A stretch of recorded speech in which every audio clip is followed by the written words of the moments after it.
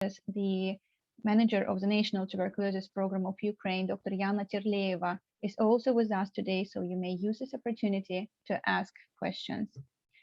As Alex already mentioned, you may listen to webinar on English or Russian, so please choose comfortable language option at the Zoom panel. All presentations of the webinar are already at the virtual folder available by the link posted in the chat, and we will add the video recording of this webinar and translation of presentations to Russian during the next several days.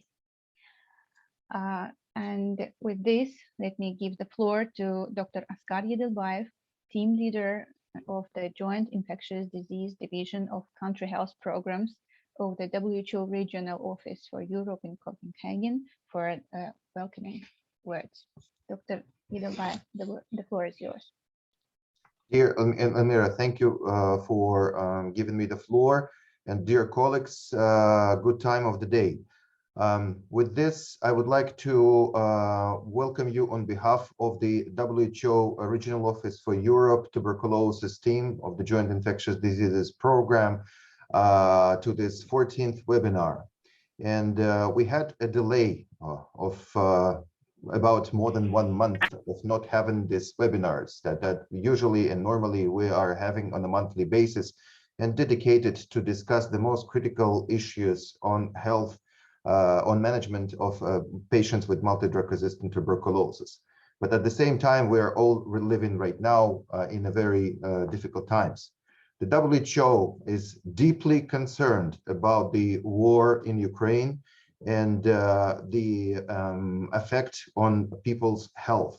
And the WHO is doing its best with its partners, with civil society to ensure that the health of the people is not affected, and that those people who are in need, including patients with tuberculosis and drug-resistant tuberculosis, the care is ensured. As of now, the humanitarian crisis that is as a result of the war in Ukraine is happening in the WHO European region.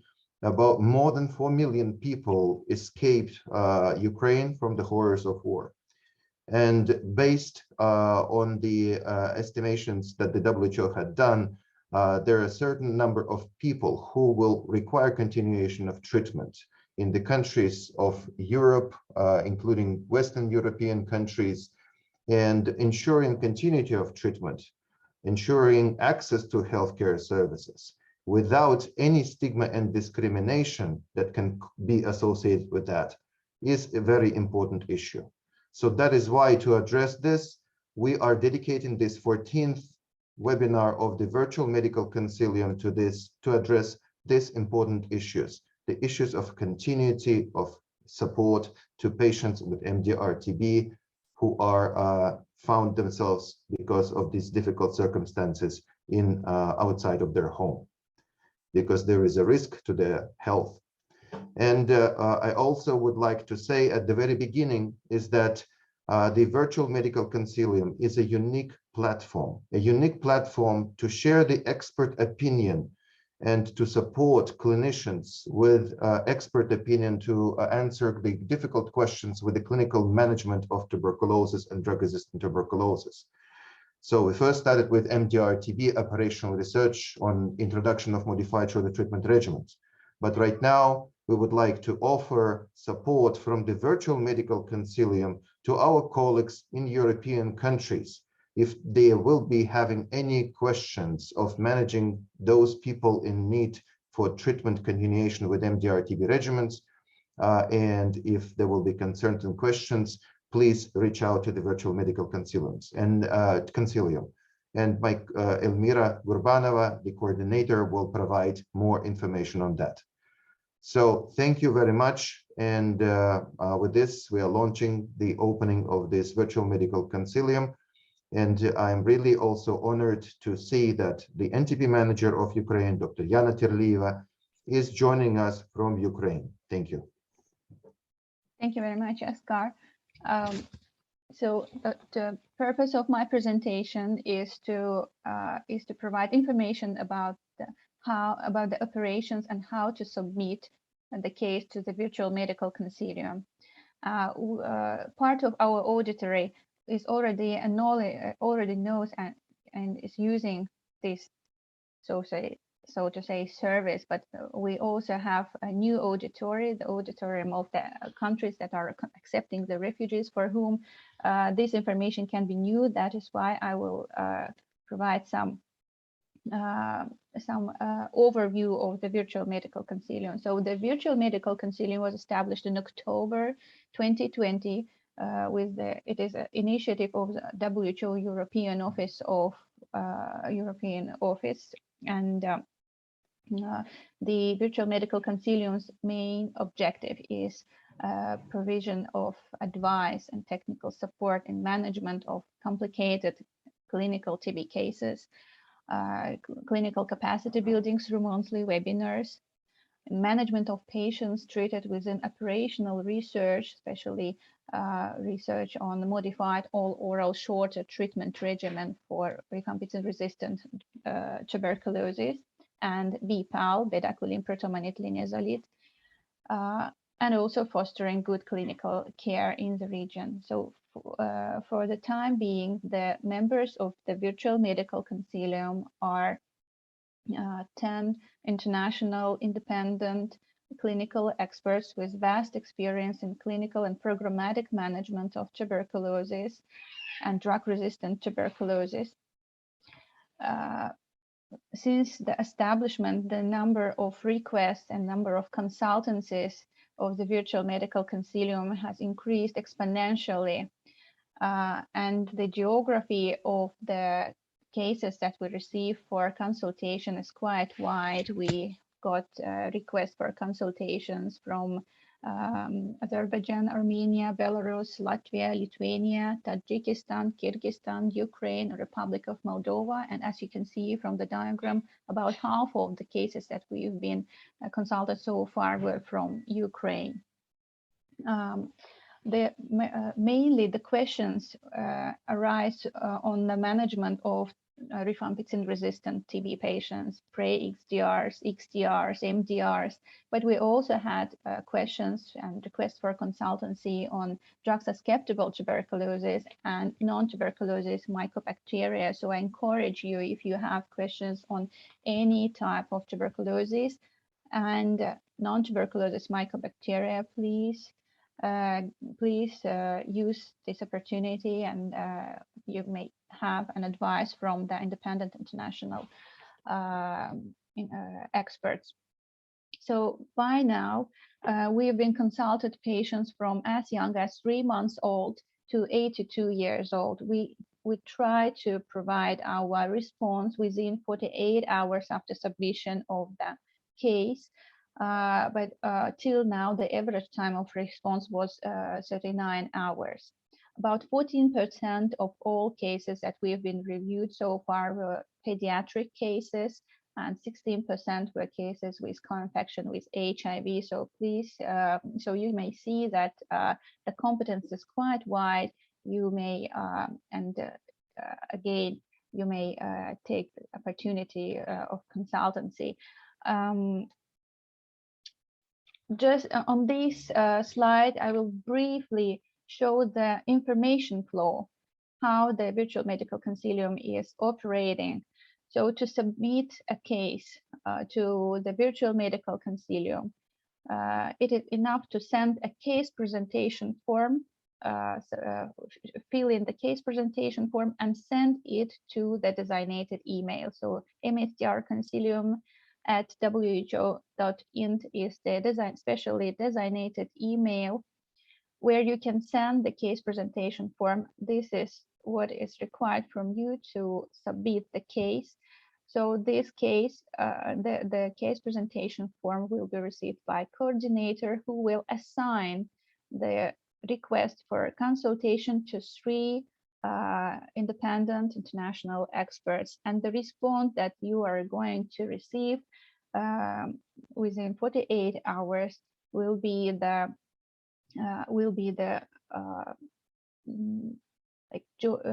consensus of opinion from 3 independent experts. So the case presentation form, and actually as a response to the humanitarian crisis, and considering that according to estimations, about 1,600 TB patients might reach the receiving countries within the huge wave of refugees from Ukraine, considering that these people are mainly fleeing to the countries with low burden of tuberculosis, and clinicians there, pulmonologists there may not have enough experience with that kind of patients. We have introduced a video consultancies to Virtual Medical Consilium. So if before now we've been consulting only in written and provided our and performed our communication in written only, but to save time and to enable better communication, enable better quickly decisions on the patients, we started proposing the video consultancies as well. So when you send us a case, we will propose you video consultancies as well. So you will be the one deciding whether you want to get to communicate, to proceed in written, or have a video consultancy with the members of the Virtual Medical Consilium on a case-by-case basis. Just one slide on the case presentation form. The case presentation form is available at the link that is shown in the chat. We will also add to the chat this form, so you can download it from the chat directly. And now this form consists of 3 pages only, and actually these 3 pages, they will help they concentrate the information that is absolutely necessary for the clinician, not only for the member of the Virtual Medical Consilium, but to any clinician who is going to who is working with TB patients, to summarize, to structurize the essential information on tuberculosis patients. So the information that is required here is the previous history of TB treatment. If you don't know that information, which might be probably the case, you just don't feel it. Information on the results of smear, culture, drug susceptibility testing, phenotypic or genotypic, treatment regimen, weight, examinations such as ECG, chest X-ray, and other, and essential list of blood tests that are also absolutely necessary to consider before or during treatment of tuberculosis. And as a summary, so to make a request to the Virtual Medical Consilium, just send an email with a case presentation form to the designated email. If you want to share large files, for example, results of CT or CT scans, you can use specially designated link. Make sure that all submitted documents do not contain patient personal data. So this is to ensure that patient personal data protection. And in case of any additional questions or difficulties, again, please contact us on this email. I will also mention that since it is the 14th webinar, so the previous webinars that we had, they were devoted to very specific and difficult areas of management of drug-resistant tuberculosis. You may see the topics here, and all these webinars were recorded, and records and materials available on this link. So you may make use of them. Thank you. Thank you very much. Again, at the end of the session, we will have a session of questions and answers. If you have any questions, please go ahead, write in the chat.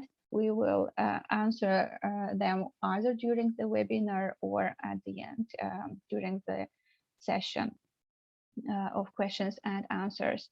So that's all on that topic. And I'm pleased to give the word to give the floor to Dr. Pierpaolo de Colombani, who is senior WHO consultant, to talk about a very important issue of tuberculosis prevention and care among refugees and other population in humanitarian settings. Dr. Pierpaolo, please, the floor is yours.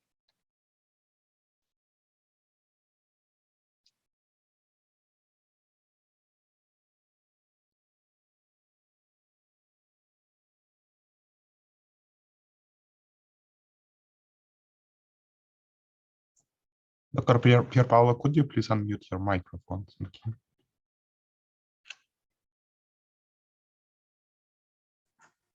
Sorry, do you see the slide? Yes. So thank you, Elmira,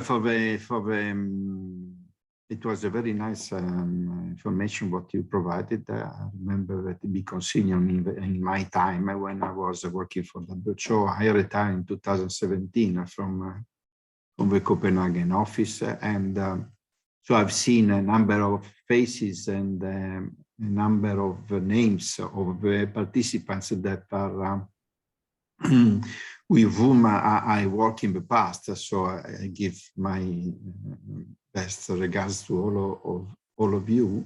I'm very happy to be with you today, and I thank also the organizer for this opportunity. I've been asked to present about this interagency field guide on TB among refugees and other populations in humanitarian settings, because I'm one of the authors of this publication that has just been issued recently by WHO. Let's start with some history. You see that the first publication of this kind was done in 1997. It was together by WHO and the UNHCR. That was the time of the DOTS strategy. It was the time in which in the publication you can read that TB was not considered in case of emergency, was not considered a priority. It was recommended to start to organize TB services only when the situation was with one death per 100,000 population per day, less than that, and when basic services were provided. Water, sanitation, shelter, food, and basic health services were also there, and including drug supply, essential drugs, and most common communicable diseases. So that was the time in which, for example, between the patients, people with diarrhea were preferred, have a priority compared to people with tuberculosis. Update of this manual was in 2007, again, WHO and UNHCR, and that was the time of Stop TB strategy. Then another publication that could be compared to the previous one was by WHO EMRO, and that was a tuberculosis control in complex emergencies in 2015. Otherwise, WHO Euro in 2012 and WHO WIPRO in 2016, they publish also on TB and refugees, well, on TB and migrants, considering also their situation, epidemiological situation of composed not only by those refugees, but also migrant moving to find a better opportunity of life, so mostly migrant workers. After in 2016, there was, since then, there were a number of important meetings and declarations that have that change the way the issue of TB in refugees can be seen. So there is the UN General Assembly Declaration of New York for Refugees and Migrants, 2016, the Moscow Declaration to End TB, which includes also migrants, in 2017, and the World Health Assembly promoting health of refugees and migrants. And in 2018, the UN Global Compact on refugees. The publication that I'm going to present today is of 2022, so very recent. And is different from the previous publications because for a number of reasons. So the first reason is that the attention is not anymore only to those who are providing services, who are managing, designing, managing, supporting TB services, but there is also an attention to the others, colleagues that are doing emergency preparedness and response, because now all emergencies are basically not dealt, cannot be dealt only by the one aspect, but should have a comprehensive approach, and there are a number of partners involved, and the governments under an emergency coordination mechanism on which TB services should be thought and be part of that. And the third target audience of this guide are those people that are not managers, but are working in close contact with displaced population and the surrounding communities, with those that we can call refugees, just to short the name.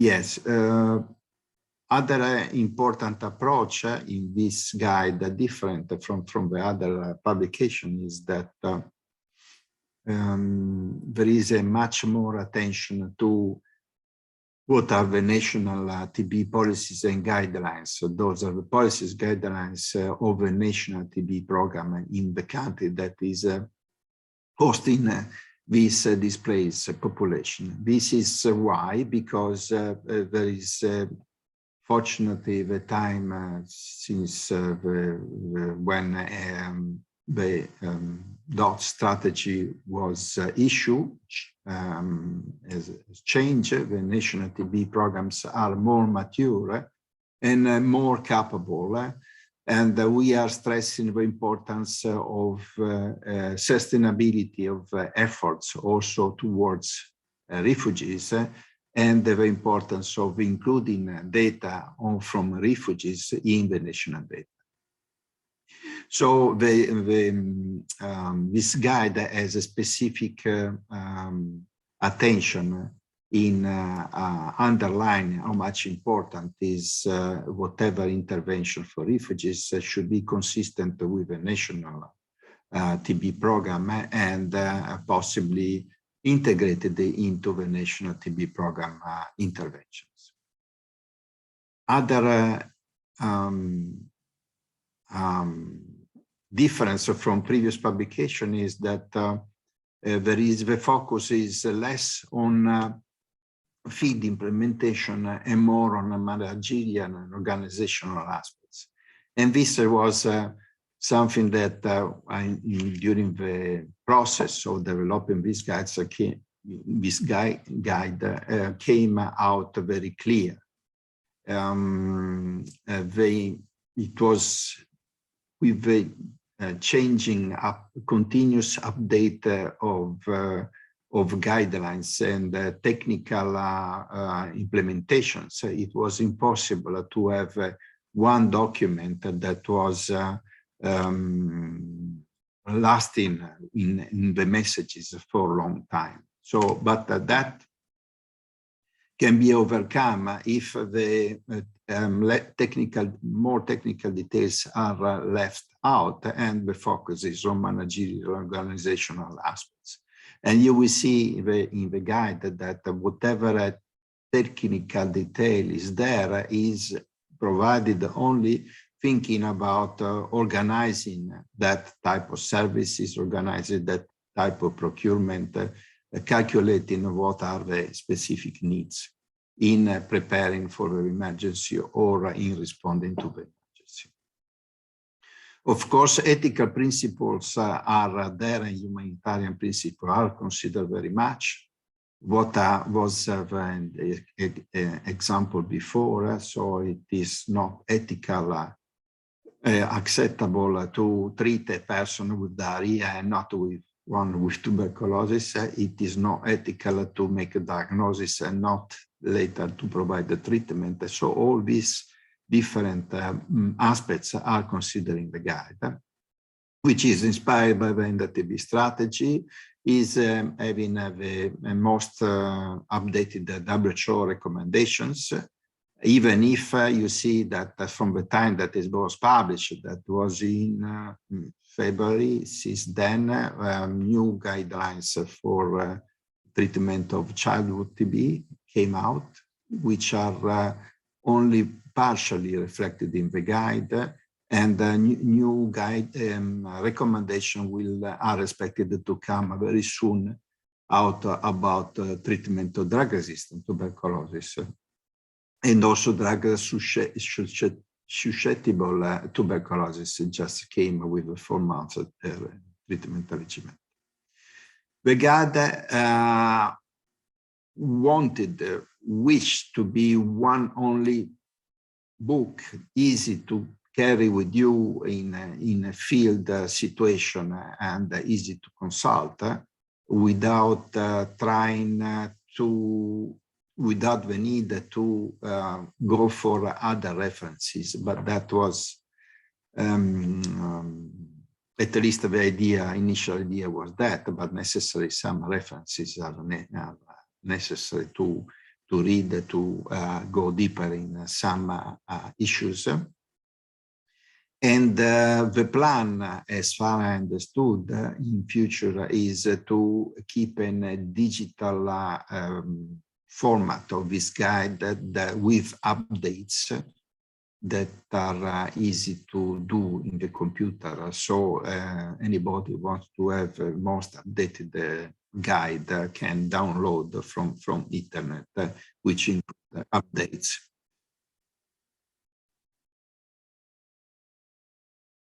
The glossary, the guide has a number of terms that are important to be aware of their meaning. The first is, you see the 3 circles are the 3 countries, the country of origin in green, the country hosting these refugees and asylum seekers, and a third country.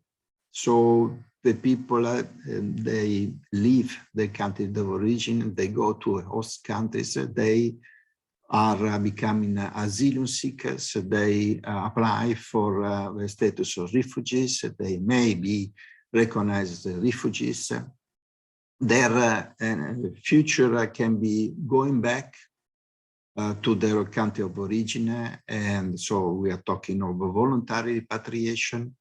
And when they repatriate, they may be able to reach their own home and start back their own life, or in a sort of limbo in areas that are not their own home. So they become not only returnees, but also internally displaced people.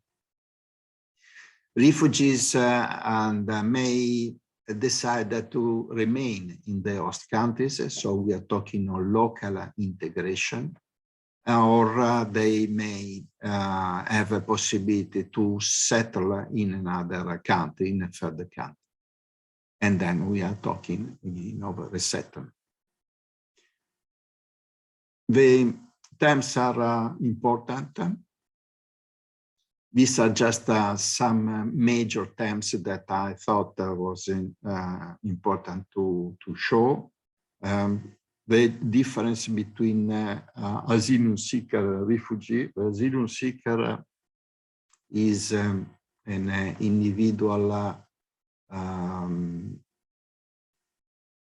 individual that is seeking international protection, or refugees. Actually, they start as asylum seekers, and those are refugees are those who got a recognition of by UNHCR as meeting the criteria of eligibility to be a refugee. There are also other refugees that we usually consider also, but actually are refugee-like. To be more precise, those are people that they are in the same situation of outside the country of origin, facing a problem of protection, but not having received a status of refugee because of a number of reasons it was refused. Other important issue is the difference between contingency planning and preparedness. Preparedness is the overall capacity and knowledge to respond to likely imminent or current other events. So we talk usually when we have an emergency over preparing for emergency and responding to emergency, so preparedness and response. The contingency planning is the planning of foreseen the arrangements before the crisis occur. Please, any question, anything not clear, you stop me anytime. You're very much welcome. Response to the humanitarian emergency. There are a number of issues to consider. The first is, of course, the difference between the needs and the capacity of the national or the local system to meet those needs. And basically, this space is various and depends from three factors: from which population is to cover, from which services are to be provided, and which is access to those people. Population to be covered. So it depends, of course, from a number. One issue is if they are coming 100 people, another is if they are coming 100,000 people. The inflow.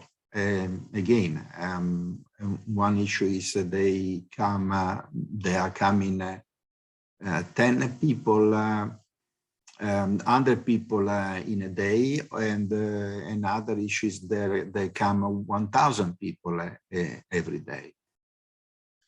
It is also important to consider the cause of this escape. It's because of a war or because of natural disasters. So the needs can be very different.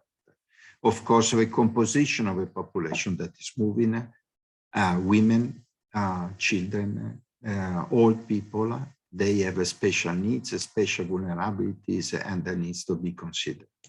The epidemiology of the population. And so, for example, the situation of Ukraine is not only about the prevalence of tuberculosis in the country, but also what is the prevalence of drug-resistant tuberculosis, which type of drug-resistant tuberculosis prevail, about the HIV co-infection, but also about other condition of vulnerability of increasing the risk of tuberculosis that you know, but epidemic, diabetes, malnutrition, etc.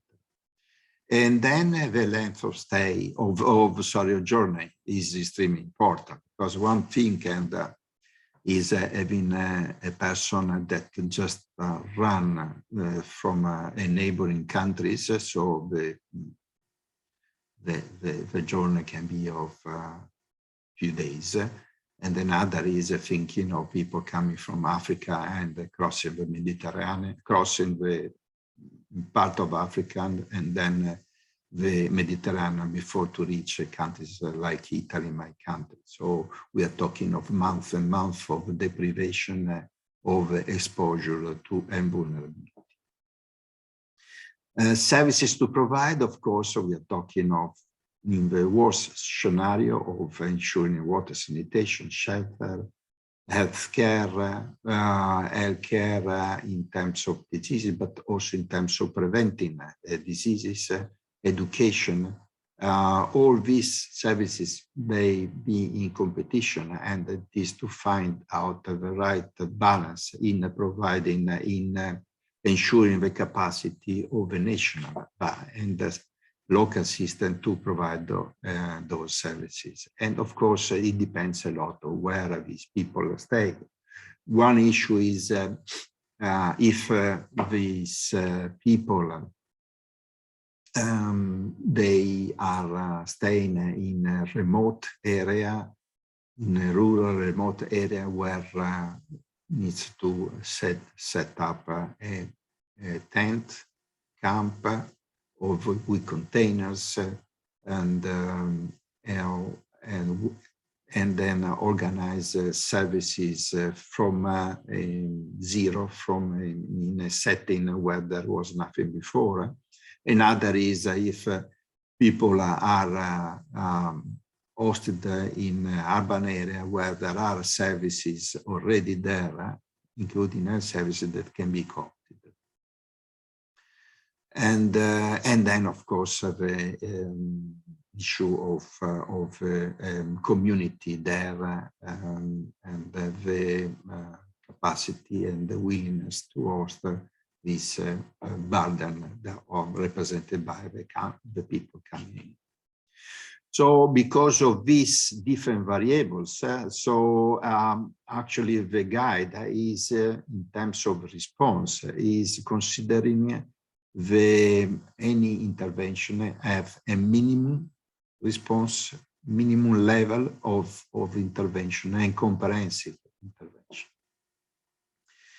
And of course, the minimum response should be there from the very beginning, from day one. Comprehensive response, it should be as soon as possible, depending how the capacity of a system can increase to meet the all needs. And you will see that some of the interventions needs to be from the very beginning comprehensive. Another consideration that was, of course, not there when we were talking of TB controlling refugees is that there are a number of overarching social determinants and that are causing these risk factors for tuberculosis that in different ways are leading to infection, reactivation of a latent infection, active disease, and suffering and death consequently. So the migrant, in this slide that you have seen several times before, the migrants are not different from others. Actually, they are even more concentrating these risk factors due to poor living and working conditions, food insecurity, of course, stigma, discrimination, marginalization from the hosting population, and risk behaviors. The third factor to consider is that the different actors that play an important role in responding to humanitarian emergency. The first I mentioned before is the government. So the guide is trying to insist on the importance of using at the best the already existing services to engage local communities, to ensure an inter-ministerial coordination, and all this to looking for a long-term sustainability. This is possible because of maturity of the national TB programs in most of the countries in the world, and governments that they have more understanding and more tools in their hands to deal with humanitarian emergencies. Not only that, but there is also a better, more comprehensive organization of from the side of the United Nations agencies, and starting from the UNHCR, that is has the clear mandate to deal with refugees and IDPs. They have UNHCR has its own coordination model. Is the principal agency advising governments and contributing in planning for emergencies at the country and regional level, and has also an experience in arrangements for implementing interventions. But UNHCR is not working alone, and is working not only with the government and under the request of the government.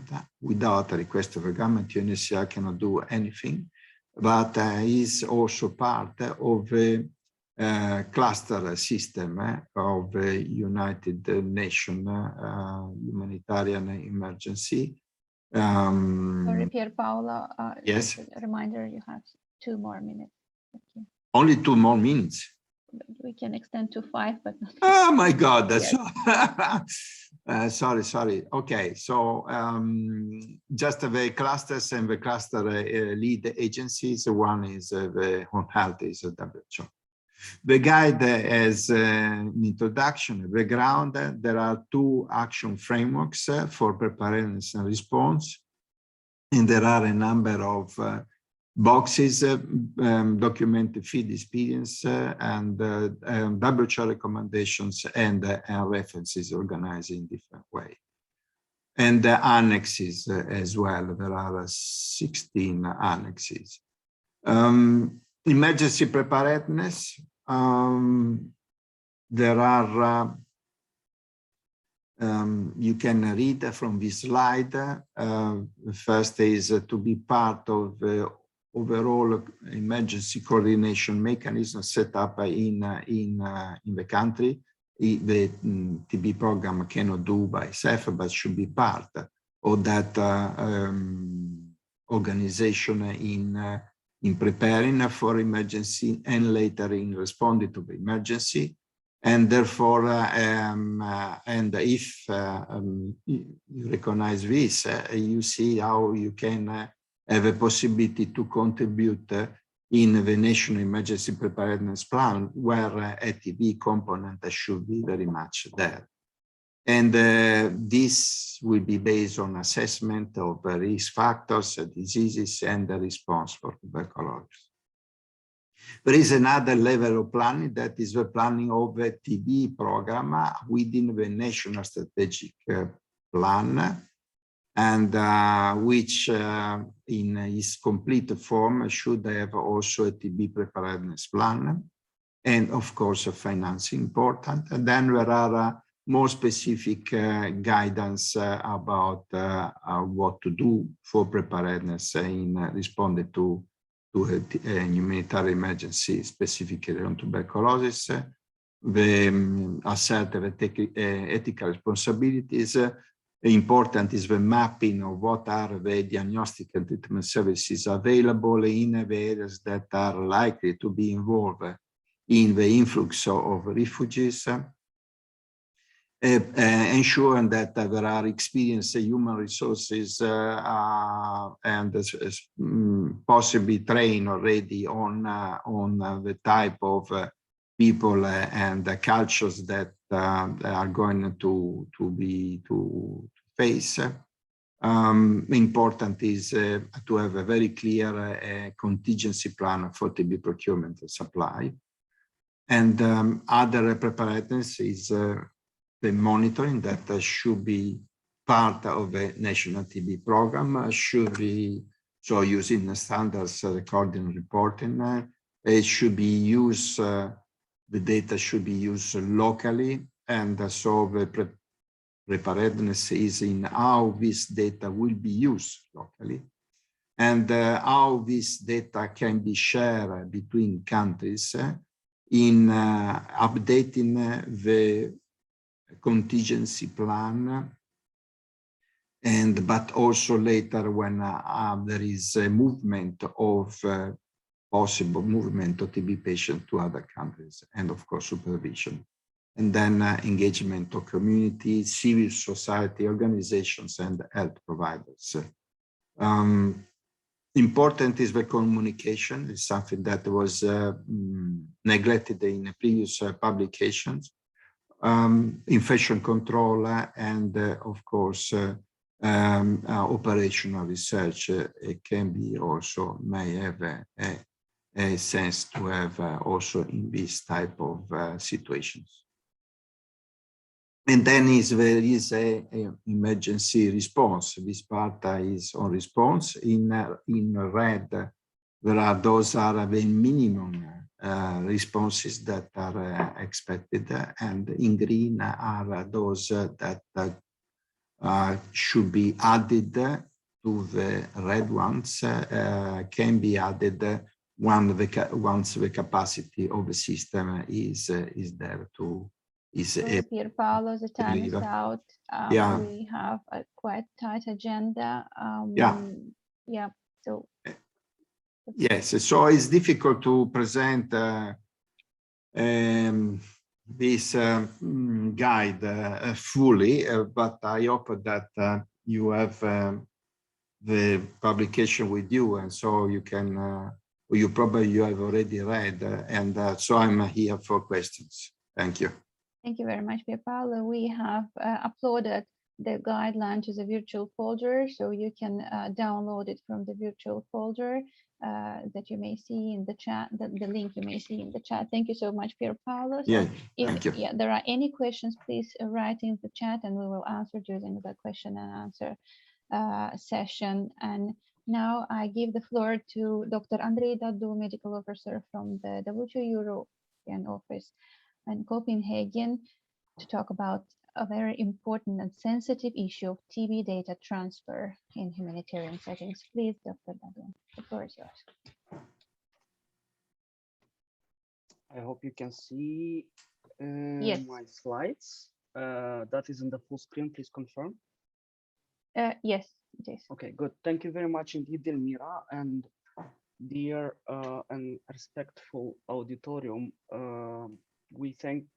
I would like to acknowledge also and join the colleagues, thanking you for finding the time and coming to our Virtual Medical Consilium session. And thanks also to the Virtual Consilium Secretariat for offering the opportunity to highlight and discuss the cross-border TB prevention and control. That will be a kind of subject of my presentation, but I will try to focus on the most, let's say, stringent and quite burning subject, which is the data exchange and across the country, across the borders. Also, I would like to thank Pierpaolo for setting the scenes up and providing us with the latest update of the recently launched by the Global TV Program guideline. Indeed, the links are and those materials will be available on the cloud. So moving on, I would like to start with the background, and here is an overview of the global migration, which basically gives a subject that everyone wants to come to the rich countries. So those migrants are targeting market established economic countries, which, as you can see here, is the Europe, due to many reasons. It might be labor, it might be seeking for the refuge, or other reasons. We now see that Europe is the country, is the region with the most targeting destination by all of the migration streams and pathways that are ongoing now in the world. Yeah, so that's the absolute number. Moving on and provide you a snapshot of the structure of the migration in Europe, in our region, not only Europe, but Central Asia and Caucasus. This is a snapshot back from the history before the Syrian crisis started in 2015. And the slide basically says that most of the migrants that are from the East Europe towards the North Europe and West are the labor migrants.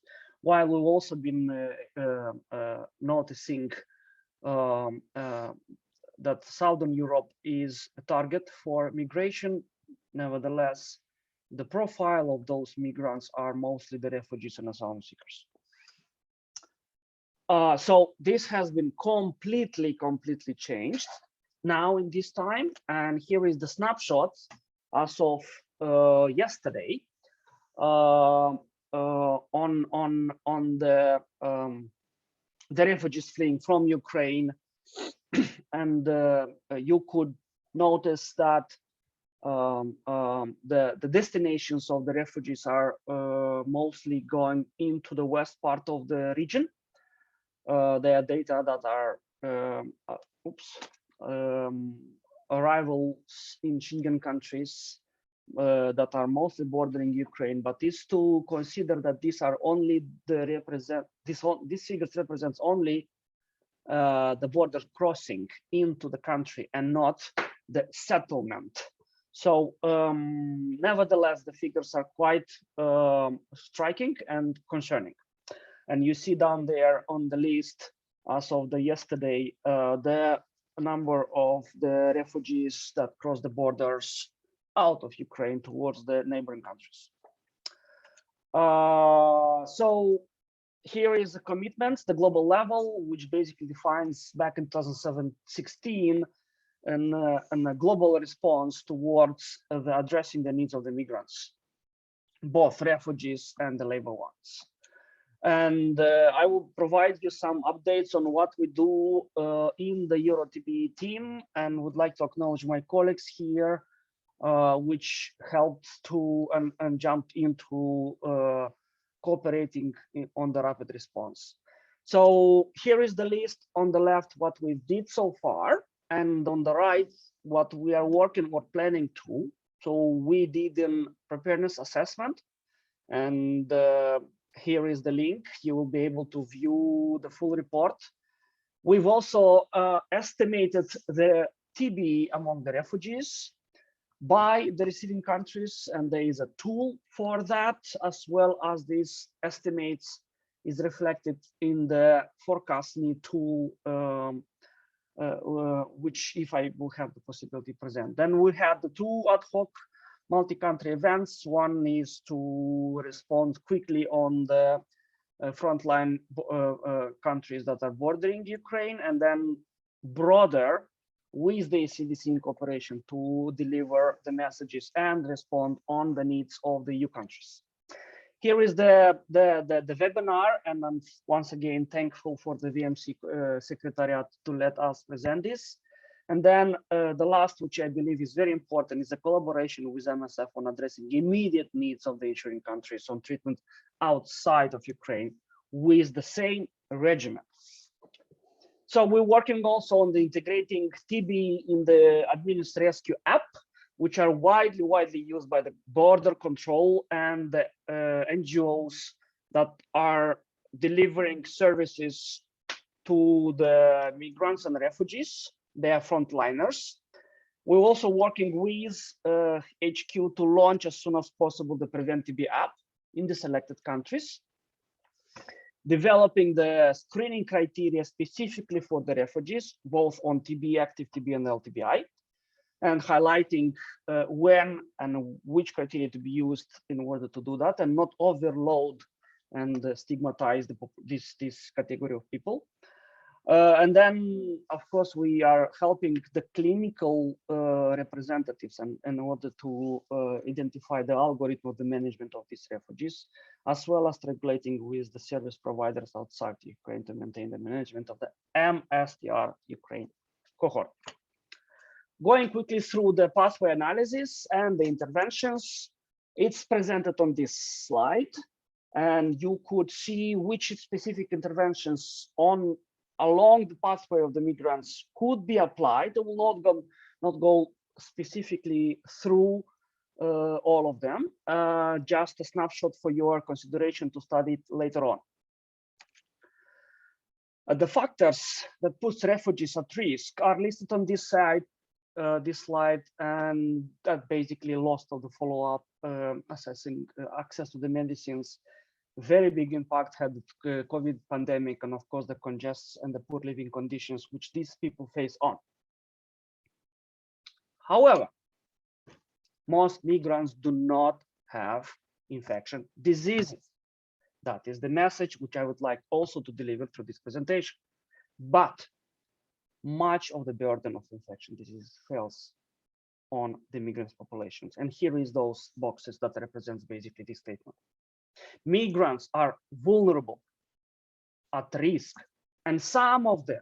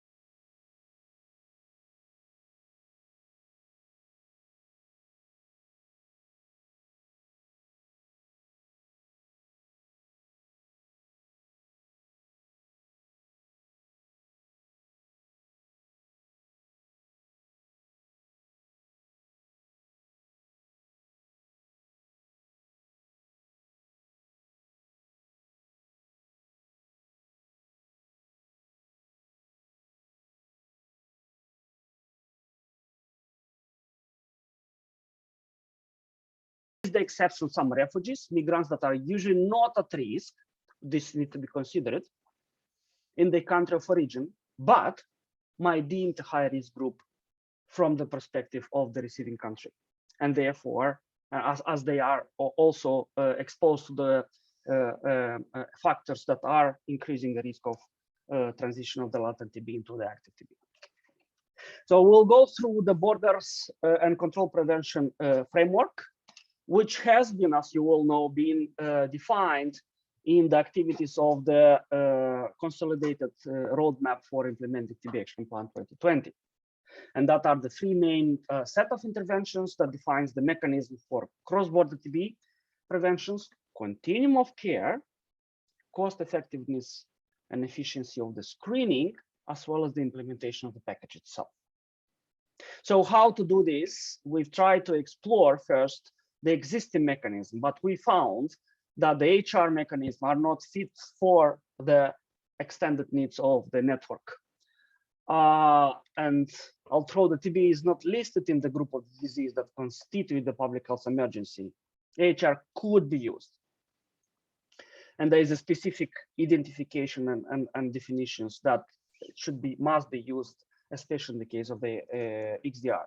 what to do with other category of patients and other profiles that was remained outside of the IHR. And therefore, we've established so-called cross-border framework with the minimum package to be delivered as a consensus of the all European Volkswagen consensus statement. I will present you very, very quickly the 4 pillars that defines the overall framework as a comprehensive list of interventions, and will highlight those which are the most on the needs, most of the needs. So country database for TB services and list of the national focal points, updated online for a benchmark of the 3 days for the information exchange. So I will present you this one later on, and this has been done. The second one related to the service delivery is the drug availability, referral between the health centers, and no deportation. The surveillance and the supportive environment presented here, and out of those 2 pillars, I would like to highlight the individual patient data management, an effective transfer of complete patient management records, a feedback between the centers. So going strictly on the subject of this presentation, I'd like to present you 3 scenarios which we've noticed and grouped for your consideration. How is the timing, Elmira? 5 minutes left. Good. First one is the scenario A, which is about the diagnosis. So let's assume that the person in Denmark sees a patient on his door already, and this patient says, well, I've been treated, started the treatment of tuberculosis some times ago, but I have no paper, nothing. So the receiving country doctor could reach a list of the focal points across Europe and address a request in order to collect and get securely additional diagnosis information for that specific patient in order to cut the shorts for a comprehensive and full diagnosis algorithm within his institution. The second scenario is when a doctor from receiving countries would like to transfer the patient across the border, either because of the repatriation, in order to ensure the continuity of the treatment, and also to ensure the biosafety across the border. And there are specific requirements for biosafety transfer, biosafety measures across for the transferring the patients across the border. And the third scenario is about the contact tracing. So when a doctor from a receiving country would inform a doctor from a country of the patient origin for doing the contact tracing with his contacts from the country of origin and also across the border. So the first tool for that is the country's focal points.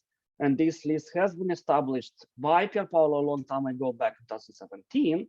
And now it was revised, maintained, and updated for the needs of the people across the region. So anyone that are staying on the pathways of the refugees could reach, scan the QR code, see the database, select the country, because patient will definitely tell you, or not the patient, the person will tell you which country he's coming from, and then reach the person who are managing the database and will be able to receive additional information. So that is the country focal point. So this is accessible for any service provider along the pathways of the refugees. Second one is the data exchange. So we would like to encourage you to approach the focal points directly in order to cut the bottlenecks. Yeah, so this is the list which I presented earlier. If the focal point from the sending country does not respond for the last 3 days, then you could use the long track mechanism, which implies the triangulation of the EuroTB. So we've established a secure workspace using the Teams that also provides you the communication through the video chats and secure confidential data exchange of the patient records. Here is the algorithm. Please access it. If you don't have the access, request it. If you cannot use it, you need a short training for that. Please book before Uncle Andrei for a short demo and remote support. So as soon as you are in the workspace, you initiate request in the general channel, and please do not mention any personal data of the patient, but just mention the departure country.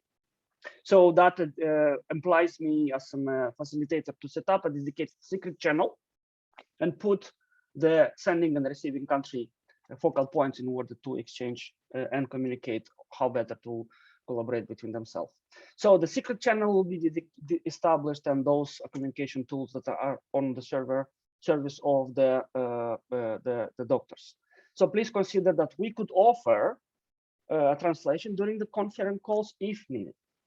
So after 2 weeks until the case is settled, the overall channel, the secret channel for the specific episode will be completely wiped out in order to align with the GDPR requirements established by EU.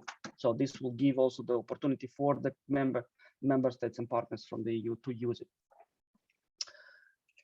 What we also do, we're trying to extend the focal points list, which are basically representing only the national level focal points, to extend it and roll out down to the sub-national level. So we are working at the global level to establish a health facility database. However, there is no time, I believe, and therefore we need to act quickly. Therefore, please download the list, share it with your national counterparts in order to find the national focal points. And if you are a service provider, please, and would like to be presented in the database, please approach us back, so we will be happy to include you in the list of the focal points which will provide the services for the TB patients along the pathways of the refugees. Right, so please do not hesitate to contact us. We'll be only happy, and I believe the service providers and the societies and the communities which are delivering services to the refugees will be only thanking you for you sharing this information and about with them through our focal point list. And that was my last slide. I want to mention that there are some additional slides for your kind consideration, especially the calculator tools, and you colleagues auditorium will be able to use it later on by downloading the set of the slides. Thank you very much indeed, and once again appreciate for the Secretariat of giving the opportunity to present on behalf of all the entire team. Over. Thank you very much, Andrei, and we will proceed with the agenda. With the next presentation is actually the aim of the next presentation is to provide very brief and essential information about TB epidemiology and standards of TB care in Ukraine. The aim of this presentation is to provide very concentrated information, especially to the clinicians of the receiving countries, of the countries that might face with TB patients from Ukraine, what they should consider in order to properly plan the continuity of TB care for TB patients from Ukraine. And this presentation I'm going to perform together with Dr. Iana Terleeva, National TB Program Manager from Ukraine.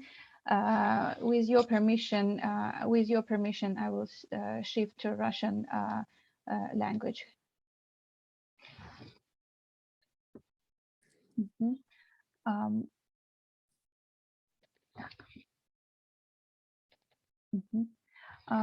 Надо отметить, что на протяжении Worth последних mentioning that over the last 10 years, TB incidence in Ukraine has been dropping down because of concerted action of the national TB program and all the partners. It has been gradually decreasing. As you see on this graph, the estimated incidence for 2020 was 73 per 100,000 or 32,000 cases.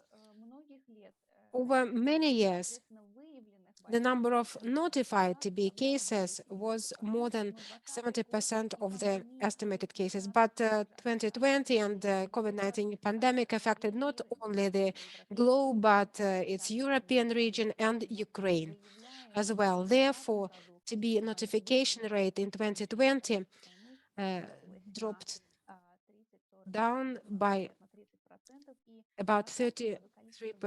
In 2020, the number of notified cases was about 20,000 or 44.6 per 100,000.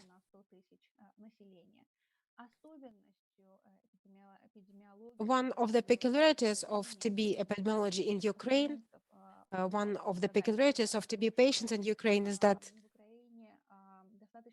in Ukraine, there is a pretty high level of TB HIV co-infection, and it is important to take into account when planning TB care continuity for patients arriving from Ukraine.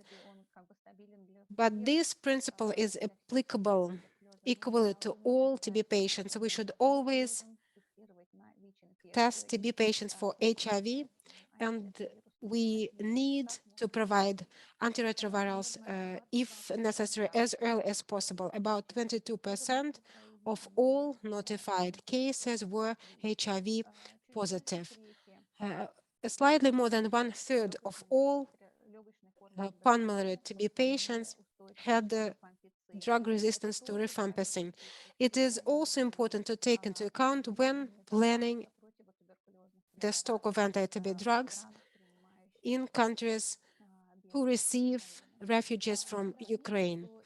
It's worth mentioning that out of rifampicin-resistant TB patients, about 27% had additional drug resistance to fluoroquinolones, so-called pre-XDR and XDR. And we understand that these patients require usage of new drugs, and the treatment regimens. Iana will tell you more about treatment regimens used in Ukraine for treatment of such patients. The majority of people who flee Ukraine are young, they are children or female or elderly individuals. Many of them are older than 64 years of age, and therefore I would like to draw your attention to the structure of this pyramid of TB incidence among people of various ages. You see TB incidence in children, it's not higher than 14 per 100,000. It is low than TB incidence among women. It is significantly lower than that in males. And you see TB incidence among people above the age of 64. It is also low. You see, in general, TB incidence in Ukraine is the highest in males up to the age of 64. Here, I would like to present you with the trends of how TB incidence was changing in various age groups over the recent years. You see TB incidence among children was stable, it was low among children. The same can be said about TB incidence in people above the age of 64. It was stable and it remained low. We can say that these are the groups with the lowest TB incidence among the entire population. And in addition to what Andrei has mentioned. He said that WHO Europe has developed a special calculator using which you can get an estimate of how many TB patients are already there in the receiving country. You can use simply this calculator, typing in the number of refugees who have been already registered in your country. And this calculator will automatically give you the estimated number of TB patients you might expect to see in your country, and it will give you a number of people who might need anti-TB drugs. How many of them are children? How many of them are adults? How many of them are multi-drug resistant TB cases? How many of them have pre-XDR? It is important because various groups of patients need various types of drugs. Children will need pediatric formulations. DRTB patients, pre-XDR patients will need new anti-TB drugs. My next slide and a set of following slides are dedicated to the standards of care for TB in Ukraine. And before I pass the mic to Iana, as a consultant of the World Health Organization, I would like to say that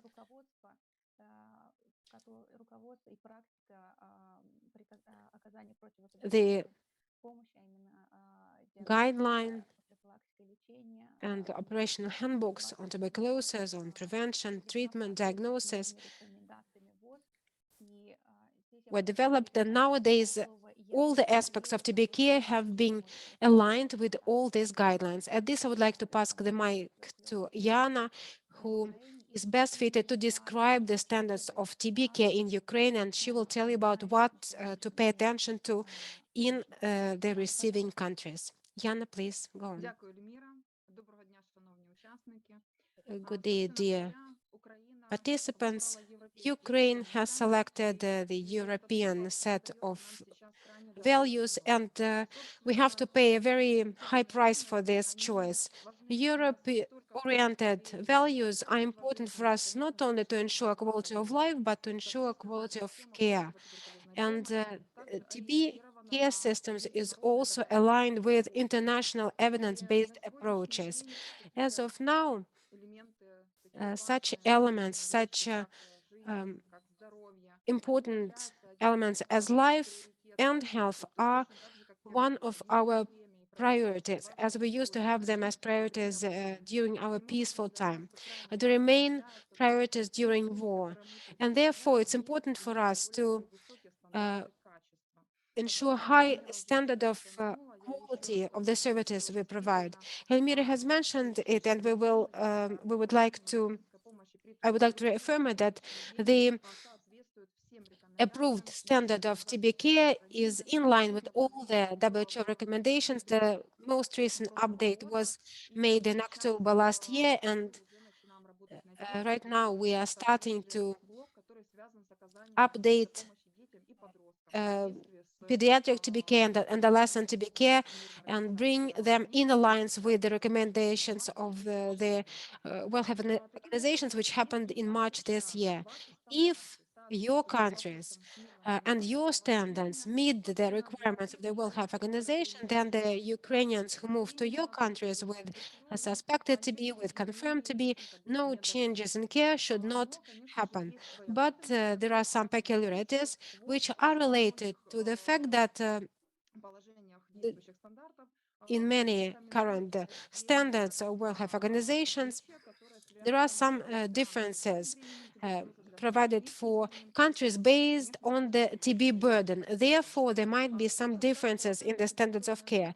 Speaking about latent TB infection, then for countries with high burden of TB, with high prevalence of multi-drug resistant TB, it's a separate problem, and a significant proportion of population has latent TB infection. And currently, we use the following practice. We perform detection and treatment of latent TB infection among certain high-risk groups based on the World Health Organization.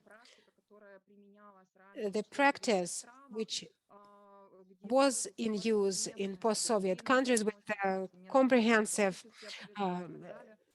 tuberculin skin test and the X-rays was cancelled in Ukraine several years ago, and we focus mostly among the highest risk groups. The majority of them are listed on the slide. HIV-infected individuals we have mentioned, and we would like to come back to it. We have pretty high level of prevalence of HIV infection. Therefore, these people comprise one of the risk groups.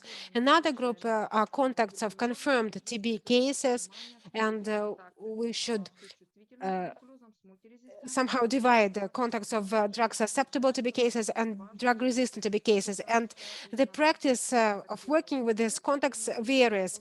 You will need to find out more. If you need additional data from the National TB program, maybe some data on TB drug resistance spectrum, we are ready to provide it. Another group are people with diminished immunity because of various diseases or used medications, people with TNF-A inhibitors, or people receiving dialysis or preparing for an organ or hematological transplant, or who have silicosis. Another problem is TB among inmates in prisons. It's a separate problem for Ukraine. Another group of risk is comprised of people without permanent place of living, so homeless individuals and people who abuse drugs. For the diagnosis of latent TB infection, we use skin tests, well-known MAN2 skin test. We also use IGRA tests less frequently, but we use them. And we would like to remind the countries with low burden of TB that in Ukraine, one of the standards of medical care is vaccination. And so if you diagnose latent TB infection in children, especially under the age of 5, it's preferable to stick to IGRA test, which won't give you false positive results. We would like also to touch upon the fact that as of now, in accordance with our local standards and the order of the Ministry of Health of Ukraine, all children, except for those with contraindications, and I should say that the number of people with contraindications is very low, are vaccinated. They receive BCG vaccination right after birth, on day 3 after birth. We canceled the practice of BCG revaccination, so we vaccinate them only once, and it's a good method to prevent severe TB cases associated with high mortality among children. So we see good preventive effect of this measure. We used to have high coverage of BCG vaccination. It was at the level of more than 80%. And we should also say that the countries which do not perform BCG vaccination should be wary about it. It's pretty simple. Post-BCG vaccination complications are quite rare, especially severe post-vaccination vaccinations are very rare. You wouldn't face any difficulties. Perhaps the entire world saw pictures of children born during the war. Many of them are born in basements. Not all of them receive BCG vaccination. So if they move to your countries, and if you receive pregnant women at the latest stages of pregnancies, because many of them flee war to give birth in a safe environment, please try to find out whether the children have been properly vaccinated. If not more than 2 months have passed since birth, we vaccinate. Otherwise, we perform LTBI diagnosis. If we receive negative test, we perform BCG vaccination. And if we receive positive result, then we use the algorithm of managing LTBI. Speaking about treatment of latent TB infection. We should focus on how we do it in our country. There is a choice of regimens. All of them are available. Perhaps the least available are the regimens based on rifampicin. If you receive patients on LTBI treatment regimens, the majority of them will be on monotherapy regimens with isoniazid. One of the most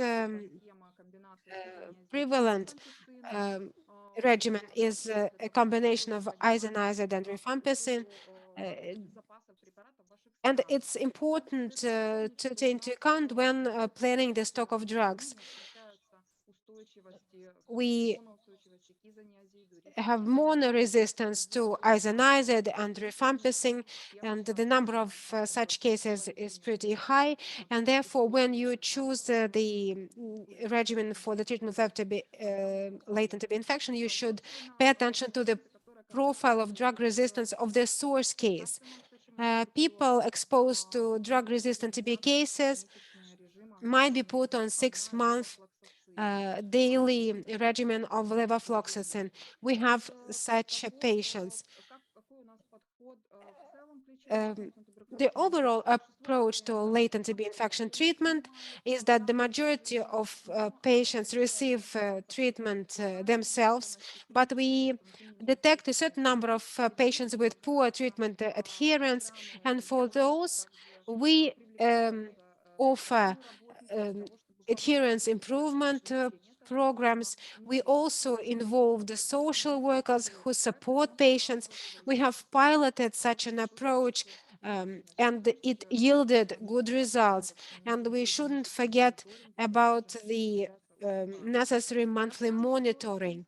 For countries with low burden, I would like to say that people and children with latent TB infection are absolutely safe. They're allowed to visit schools and preschools.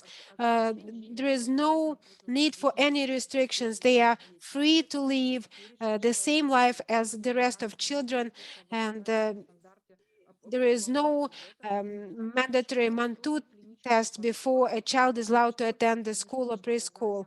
And everything is based on clinical indications. As for the treatment of active TB disease, one of the most important aspects is the diagnosis of drug resistance.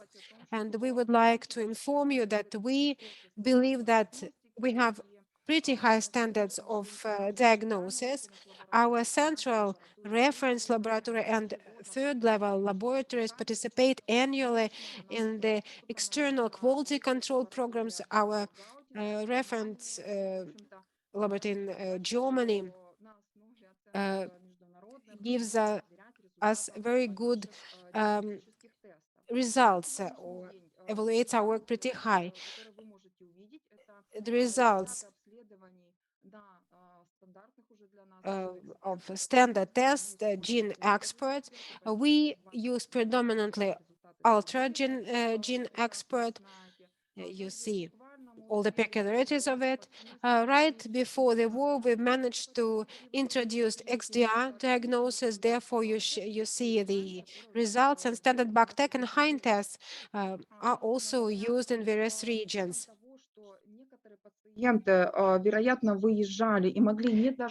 Since some of our patients could not have the results of their DST results available or the results were pending,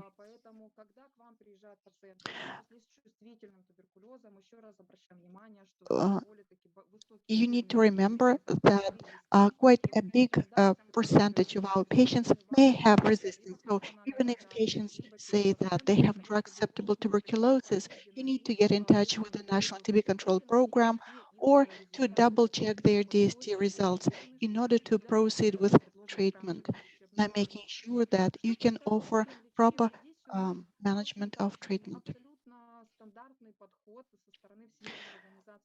We follow the standard approaches for treatment of drug-susceptible tuberculosis. We use programmatic approach. So here everything is very simple. But as for treatment of tuberculosis with a resistance to isoniazid, we use the WHO recommendation. We use isoniazid, but if you use a combination treatment, you need to know that isoniazid was used. As for treatment of MDR-TB, for patients who have resistance to fluoroquinolones, we select the regimens in the framework of the operational research. We use modified shorter treatment regimens in the framework of the operational research only. These patients also leave the country now, and more than 40% of our patients with MDR-TB received modified treatment regimens. Over 1,350 patients received treatment in the framework of the operational research, including children. We have special treatment regimens for that. And should you have any questions related to treatment of these patients, you can always contact the Virtual Medical Consilium and ask questions about treatment of these patients, especially if they interrupt treatment. And we know that some patients left the country not having enough medications for their treatment available.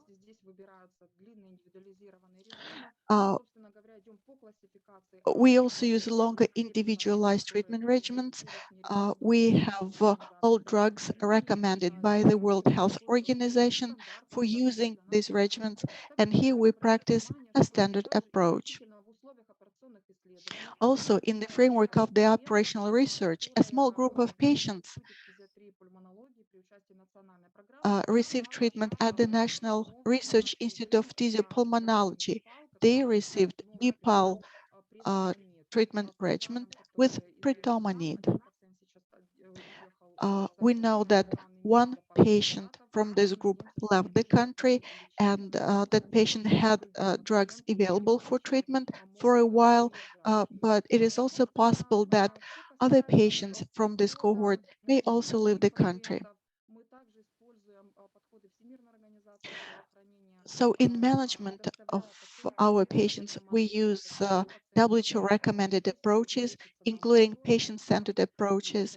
Quite a big group of patients were outpatients, and of course, we would like to make sure that these patients can continue outpatient treatment at the new locations, except for those who have some severe adverse reactions and are in need of hospitalization. We also actively practiced video-controlled treatment, and according to the data from the previous year, over 30% of our patients used this approach, and they benefited from it. And of course, we would like to see the use of video control treatment in the hosting countries. I would like to thank you for your openness.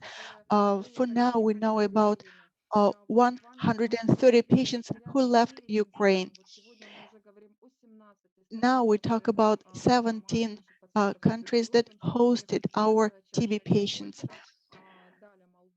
Among them, Poland, Romania, Czech Republic, Belgium, Latvia, Austria, Bulgaria, Italy, Spain, Portugal, Denmark, Switzerland, and Azerbaijan. Of course, migration is in progress and it will continue. And if now you do not have patients from Ukraine, you need to be prepared that tomorrow you will have them. Thank you very much for your support, and we really appreciate it. We really need your support, and I would like to thank all of you for that immense support that you provide, and we hope that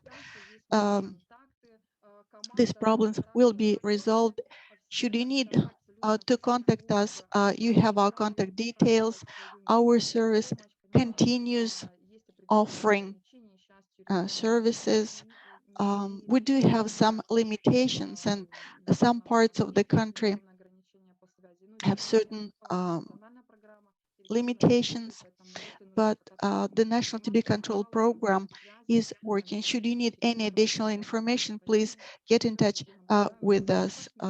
And if needed, through the World Health Organization. We would like to thank you and all partners who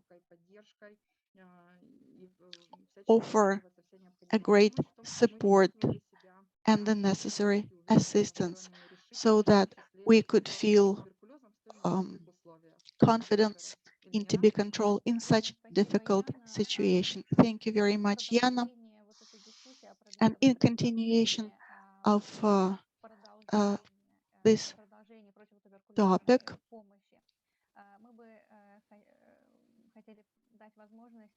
we would like to give the floor to Dr. Valentina Vilk, the representative of the National TB Control Program of Moldova, who will share an excellent example of prompt TB services provided to the refugees. Valentina, the floor is yours.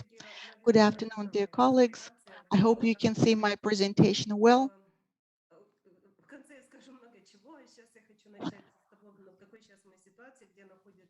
I would like to give you an overview of the situation in Moldova.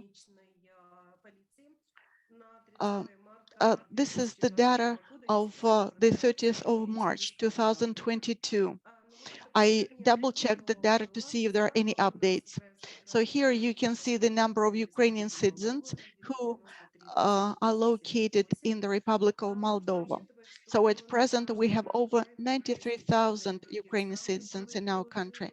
In addition, we also have a number of other foreign nationals in the Republic of Moldova.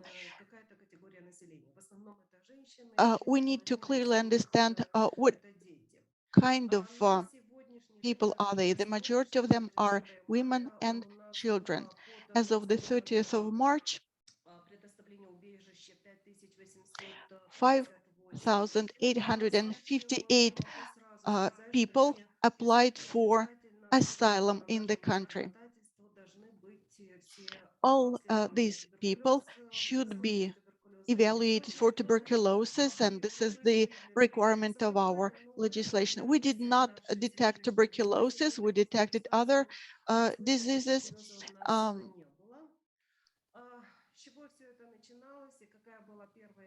So what was the first reaction of the country? It started on the 24th of February, a terrible day for all of us. And of course, it would be good to return back in time and forget this nightmare. On the 25th of February,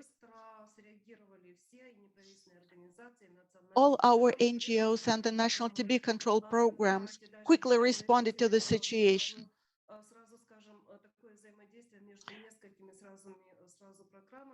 And I would like to highlight a very good collaboration between the two programs that we continue to see up until now. We organized a special meeting on TB and HIV.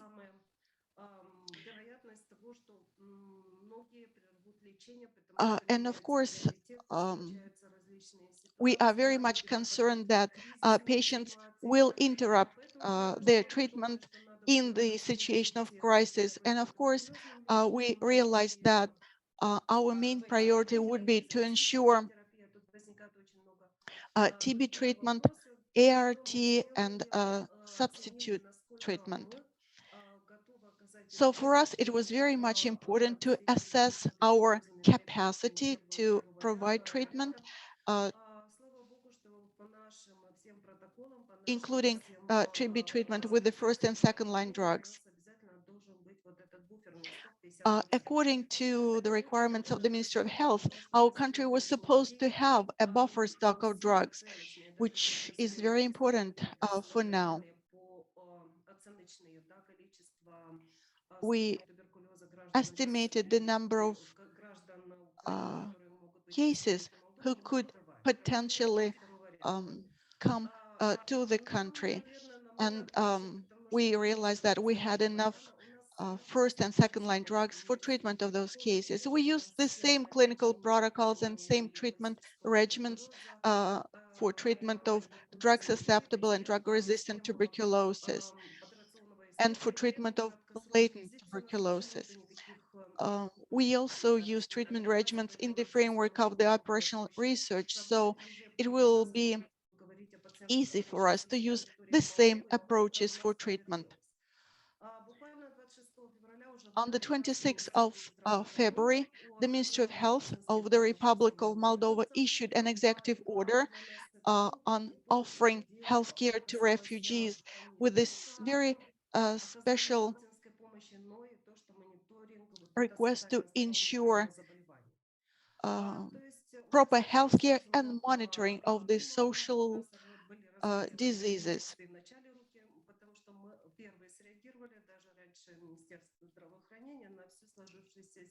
The TB service responded very quickly to this situation.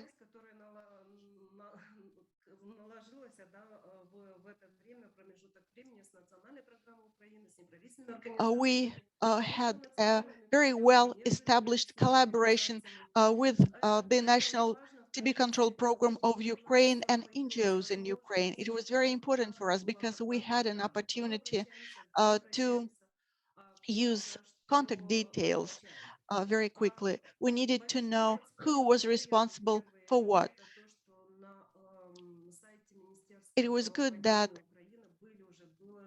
on the website of the Ministry of Health of Ukraine, we could find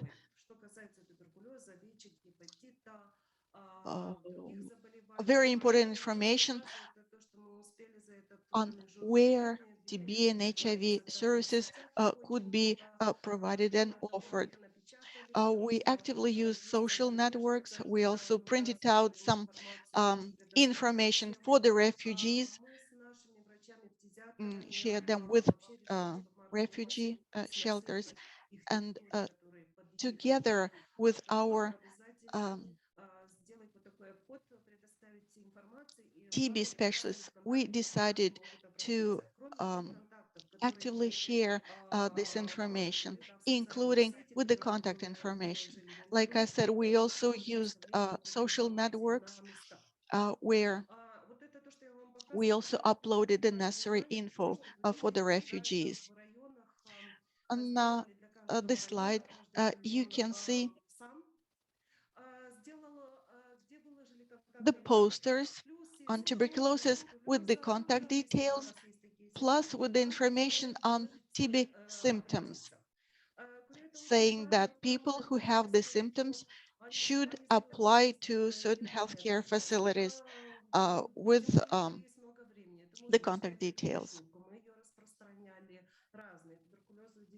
We also distributed brochures on tuberculosis and HIV so that people could have good access to this kind of information. As for healthcare delivery, it should be noted that we detected 4 patients with active tuberculosis. Our colleagues from Ukraine might not know about it yet, but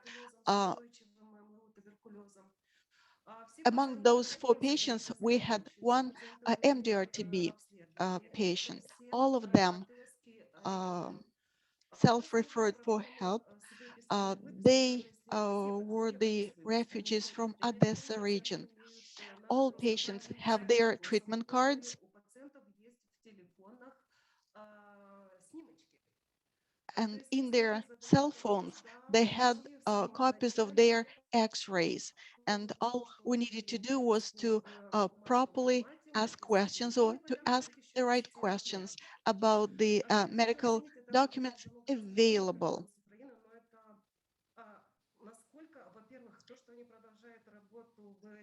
I already told our colleagues from Ukraine, but I would like to repeat it once again. It is wonderful that they continue working in such difficult situation, and it is also very good that their patients self-referred themselves to healthcare at a new place. They stay in touch with their physicians. They continue their communications via Viber. They know the names of their doctors, and we really appreciate that. It means that they were able to establish very good connections with their treating physicians. Of those 4 patients, two had co-infection. One patient who had MDR-TB also has diabetes, and these patients are between 18 and 53 years of age. These patients received drugs for treatment. New patients came to Moldova with their own drugs, and we believe that by the end of this month, they will request new medications. We know that they spent lots of time waiting to cross the border, and those days were very cold. When they arrived in our country, we offered the evaluation. We know that it needs to be done, and we can do that.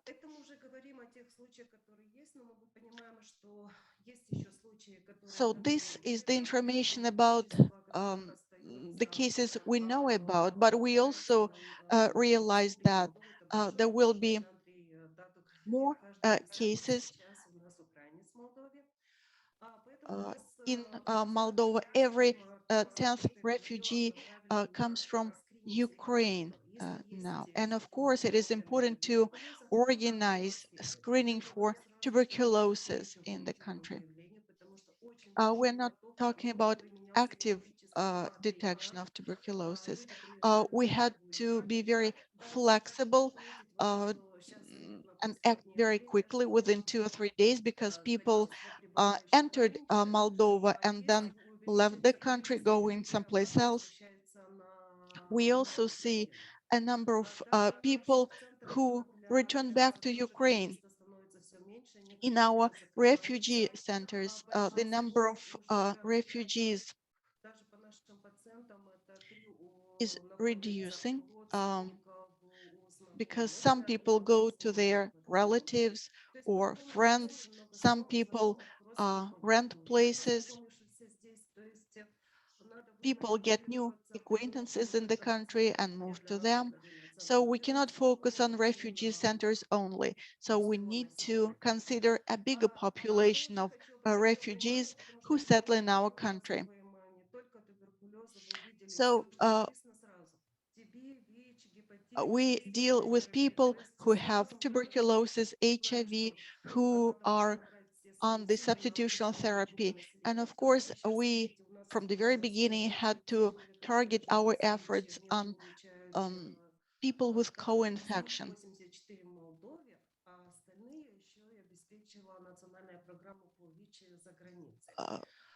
So some patients receive treatment with the drugs available in the country, and also some international agencies that provide treatment. And this is the example of refugee response mechanisms used by the civil society. A lot of activities were organized.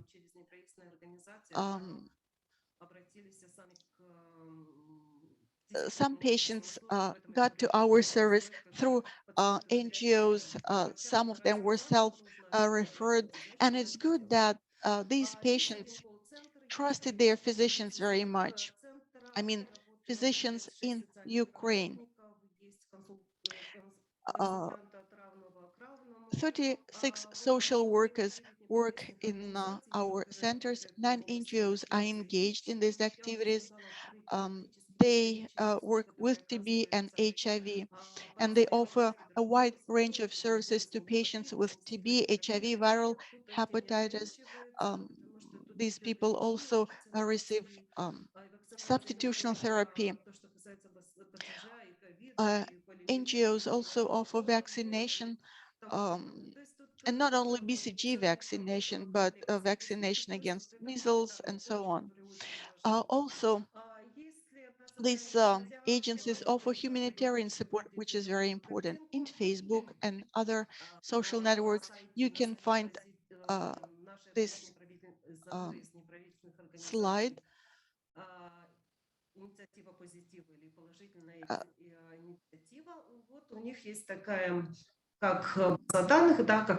So this positive initiative offers real-time data on the number of people who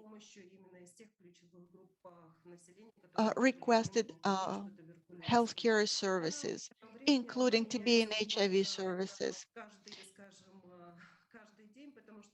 We get updates every day. We see that numbers change basically with every new day on this website. Once again, I would like to thank all our partners who provide assistance. Without them, we would not be able to achieve these results.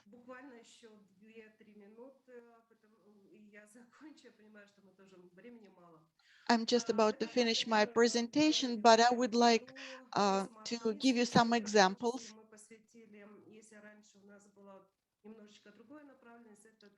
Of our collaboration with the International Organization for Migration.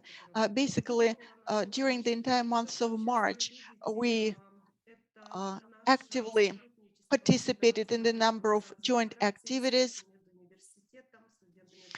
We actively collaborated with the medical university that was very active in these activities. And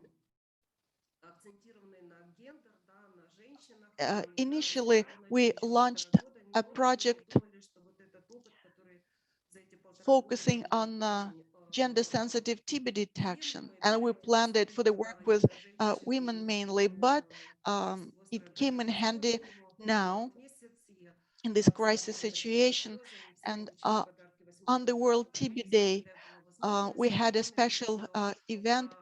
Women refugees received special gifts. We told the women about tuberculosis.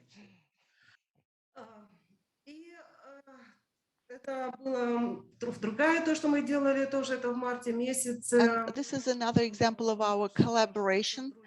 In March, together with PASS Center and medical colleges, we organized a number of activities which probably do not need special comments. You can see children were very happy to get gifts. And during these events, we also reminded parents about tuberculosis. We told them that tuberculosis still exists, and at the first signs of tuberculosis, they should apply for healthcare. And this is our message to everybody. These messages are very relevant for tuberculosis and war, and we hope very much that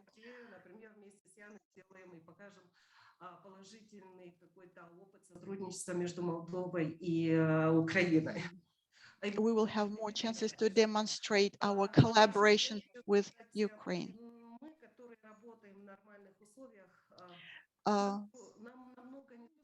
All of us who work in peaceful circumstances is a lot easier, and we know that our colleagues who are in Ukraine have very difficult times, but nevertheless, they continue their professional activities. From our side, we try to do everything possible in order to help them in every little way in order to Thank you, Valentina, so much for make their your life easier. dedication and the work that you and the team is doing in Moldova. Thank you so much. And now we have a possibility to ask questions to the panelists. If you have questions, we have 5 or up to 10 minutes more for questions and answers. I see that some questions are already regards BCG vaccination coverage are already replied in the chat. And we have questions about TB drugs in the European countries. We have a representative of the Global Drug Facility here, Stop TB Partnership Global Drug Facility, Natavan Alikhanova. Maybe she could say some words or share some information if something is available on that point. Please, Natavan. Thank you, Elmira. Thank you, colleagues, for this opportunity. There is the very difficult situation the whole countries are faced with this crisis. And as we discussed, there is a possibility to flew a lot of TB patients or to the EU countries, and the EU countries will face with the this increased needs to provide the medicines. At this moment, the GDF is Stop TB Partnership, and GDF is working with the J&J and Otsuka, and there is expecting donation to EU countries, to some EU countries, of bedaquiline and delamanid for migrants and for national patients, let's say.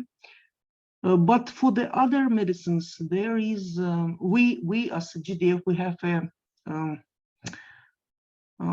less opportunity to provide support because we have the medicines which are not registered in the EU countries, and they cannot be delivered to such countries like EU. But still, we are working together with NTP and WHO regional office, and Askar know very well about this situation, and Askar and other colleagues. We try to provide some support for the possible warehouse in one of EU countries for migrants, for Ukrainian migrants, but still this work in the process, and I cannot speak more. So that's Thank you so much, Natavan. this moment. Let me give the floor to Askar. Maybe you have some Sure. comments on that. Thank you. Thank you very much, Natavan, for providing the highlights on what is the situation with availability and access to the medicines, especially for MDR-TB outside of Ukraine. So right now we are working on 3 scenarios. First is to address the immediate needs for those people who are already, require continuation of treatment. We have been in touch, first of all, with and in coordination from the very beginning with the NTP of Ukraine, and those people who were planning or on the move outside of Ukraine. Most of them have been provided with supply of medicines for 1 or 2 months. Of course, this was not, for every single patient, but people have had some stock of medicines with them. But at the same time, this stock is like about to run out, and there is a need to refill. So for the immediate solutions, especially we, based on the results of the survey that WHO had done, most of the needs for the availability of medicines for MDR-TB are in neighboring countries, in Hungary, in Slovakia, in Poland, and the countries like Republic of Moldova and Romania. Valentina had presented the situation. But in those countries that are experiencing shortages or some of the medicines that are not available for treatment, to ensure the treatment regimen, we have the immediate solution, and with support from the MSF, who stepped in and, on the example of Slovakia, provided immediate procurement of medicines for patients. This is we are working on this scenario as well with other 2 countries, with Poland, and planning to do the same for Hungary. But at the same time, the midterm solution that we are considering is this what Natavan explained, is to establish an emergency buffer stock of medicines through the GDF, because GDF medicines are WHO pre-qualified or approved by the stringent regulatory authority. But these medicines are either there are some restrictions that for the use in the countries of European Union. And we are now working on getting the waiver importation permit from Poland for the use of these medicines in that country for refugees who require treatment for MDR-TB in Ukraine. So this work is in progress. And it might be the chance that the similar mechanism with the support from GDF Stop TB Partnership would be needed for the other neighboring countries. But again, this work is in progress. And as a learned term, there is also another opportunity. One of them is the called ERCC, which is the Emergency Response Coordination Center. And this is the mechanism as a learned term that the Western European countries can consider, EU countries can consider. And more information will come from our side. But because we are still exploring this process, but basically saying that through this mechanism, there might be a chance to get the access to the medicines for MDR-TB specifically that are not that widely available, or to which there is a limited very much supply in the European Union countries.